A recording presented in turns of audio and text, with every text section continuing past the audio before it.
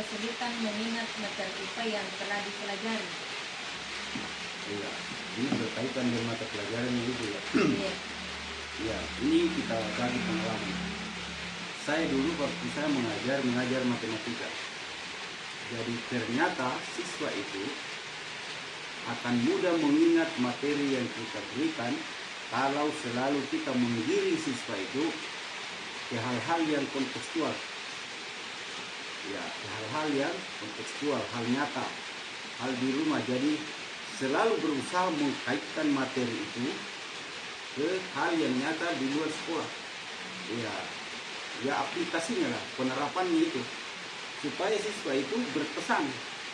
Jadi misalkan dalam materi kita itu mengajarkan sesuatu yang berkaitan dengan kejadian sehari-hari, begitu siswa itu melihat hal itu tadi pasti ingat, oh begini, kalau begitu itu makanya begini karena ini.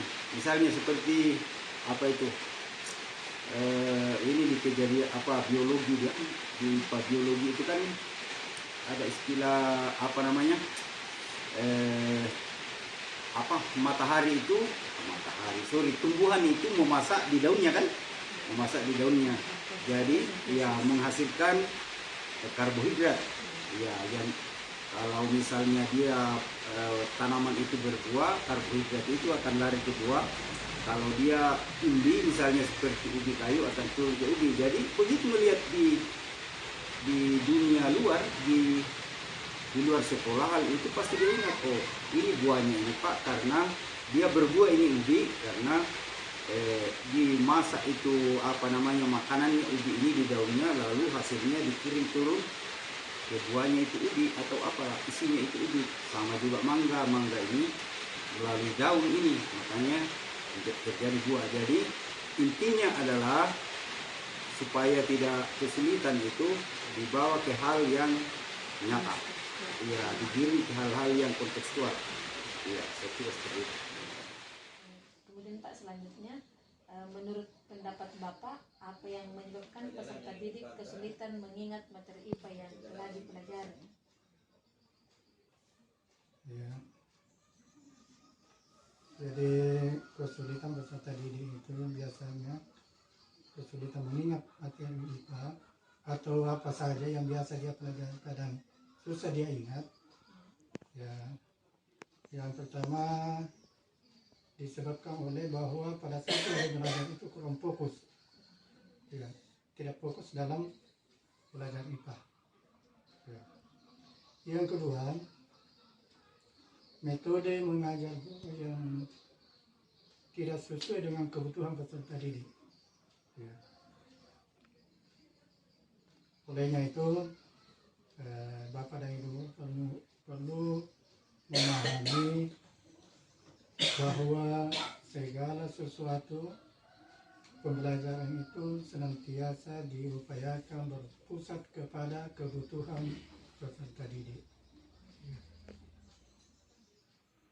Yang kedua Pak, menurut pendapat Bapak, apa yang menyebabkan peserta didik kesulitan mengingat materi IPA yang telah dipelajari? Oh ya, kalau misalnya kita melihat peserta didik siswa kita itu terdapat atau ditemukan kesulitan dalam sebuah pembelajaran, katakanlah seperti yang ditanyakan tadi, misalnya belajar tentang IPA, ini sebenarnya kembali kepada potensi dan bakat dasar dari peserta didik tersebut. Ya, saya misalnya mengalami secara pribadi nih, misalnya saya itu terus terang, apalagi yang ini kita bicara di tingkat SMP ya, yang belum ada penjurusan. Biasanya penjurusan itu kan nanti di tingkat SMA. Iya. Nah, biasanya ada IPA, IPS. Saya tidak tahu sekarang, dulu kami itu ada IPA-nya itu ada 2, fisika dan biologi. Lalu ada IPS, sosial, dan ada budaya. Jadi dulu 4 jurusan di waktu kami juga sekolah di SMA. Tetapi yang menurut saya paling menentukan di sini mengenai kesulitan daya mengingat itu lebih juga pada bakat dan potensi dasar dari peserta didik. Misalnya potensinya atau bakatnya dia lebih pada ilmu eksat atau IPA, dia biasanya akan semangat mengikuti itu. Ini menurut pengalaman pribadi saya ya.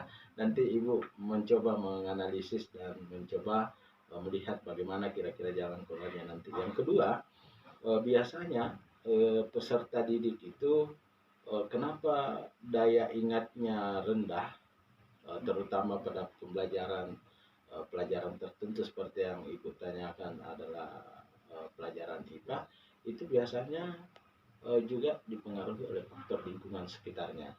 Apa itu? Misalnya ada gangguan dari sesama temannya pada saat guru menjelaskan hal-hal tertentu yang menjadi substansi dari pembelajaran IPA. Katakanlah misalnya, kalau IPA biasanya kan dengan rumus-rumus tertentu ya, yang memang harus diikuti dengan cermat, harus diikuti dengan seksama, baru peserta didik itu nanti bisa mencontohnya, mengulang-ulanginya melalui latihan-latihan yang ada. Nah, biasanya umur-umur di tingkat SMP itu peserta didik, dia biasanya gampang terpengaruh dengan situasi dan kondisi di lingkungannya. Jadi, menurut saya ini lebih pada lingkungan sosial yang ada di dalam kelas, misalnya bagaimana gangguan dengan sesama temannya. Kemudian juga yang tidak kalah penting tentu pada pribadi masing-masing peserta didik. Ini memang pembelajaran IPA ini kan membutuhkan konsentrasi yang tinggi. Nah, untuk konsentrasi yang tinggi ini kan dibutuhkan adanya kesiapan fisik dan mental dalam bahasa saya.